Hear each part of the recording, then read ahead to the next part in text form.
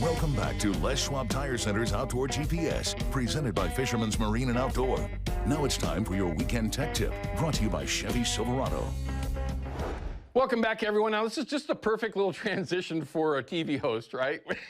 Going from talking about waders to how to, well, find a hole or make them more comfortable. It's pretty simple on that note. Now, one thing I will mention, I'm going to show you the easiest way to make any boot foot waders more comfortable. Now, there's a lot of different versions of boots on waders that you're going to run across depending on the manufacturer. One of the best things about these particular ones on these high-end rides, yes, I'm a little bit, well, of course, you're a sponsor, but I was wearing these for 3 seasons before they were ever a sponsor of the show, and one of the reasons why were these boots. Now, they look like any typical boot that you're going to find on anything that's been around forever, but they are as far from that as they can be. It's the design on the inside that's important, right? That's where your foot actually goes. It's very much different than any other one that I've ever worn. Literally, I have a wall, just so that you understand. I have a wall of waders. There's probably 20 pairs, not including any high-end drives, of $1,000 waders that have been worn once, by the way, all the way down to $250 waders that I've got years on, right? So, and all those boots are all different.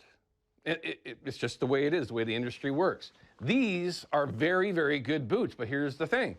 My particular foot, when I put my foot in there, it seems to be a little bit low, like there's just that little bit of room between the top of my foot and the top of the boot. Now, a lot of that also falls down to the thickness of the insulation. Well, the easiest way to get around that for 2 reasons, well, for 2 different reasons, 2 different ways. God, what's the easiest way to say it? 2 different reasons why I love to do this. One, with these inserts, is to fill that gap, right? Where your foot's a little bit tighter in the boot itself, so as you're walking or going through the mud, you get less movement, right? And it's sometimes, you know, when you get into the mud, your boot wants to pop off. These don't do that, especially if you put this little insert in there, because it'll fill that gap. It's a little bit more comfortable when you're walking miles. Literally, I'm walking miles with these boots on. You got to have something that's going to keep you comfortable as you're doing that. Well, it's an insert. Guys, give me a shot with that Kershaw Tech Camp. God, I love saying that. Pretty cool. I'm sorry, but I'm pretty proud of that. But these are just Dr. Scholl's foot inserts. There's nothing fancy about them. A little gel stuff going on down here. Super comfortable when they're in your boot, right? Now, that's awesome. They're easy. Buy them anywhere. Cut them down to sizes, whatever size boot you wear. Mine's a 12. So it's just easy to come down and you slip them in. Your feet are more comfortable and warmer, by the way, because it'll keep that a little bit of a gap between the bottom of your foot and the bottom of the sole of the boot. And that will it actually helps keep your feet a little bit warmer, especially if you're standing in water. But here's one that I know that you've been frustrated by. It doesn't matter what manufacturer, okay, or what the material is or anything else. Pinholes. Those little pinholes will drive you nuts. A tear in the seam, a hole that you poke in it yourself, a puncture, whatever it is, those are always easier to find than those little pinholes that you get from blackberries or those little thistles?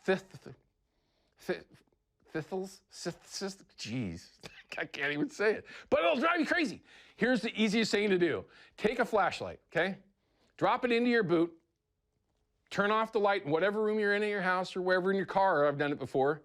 Drop it in there, and you're going to see that little pinhole shine through. It's going to be like a little star that pops up. It works nearly every single time. And if you're having trouble with it, or you know the area that it's in, you can again get into a dark room and run that light inside underneath there, and you're going to find that pinhole. It's a super sneaky and slick way to find those very frustrating pinholes that, quite honestly, I've had years where I would just layer it all over trying to find it and then miss it.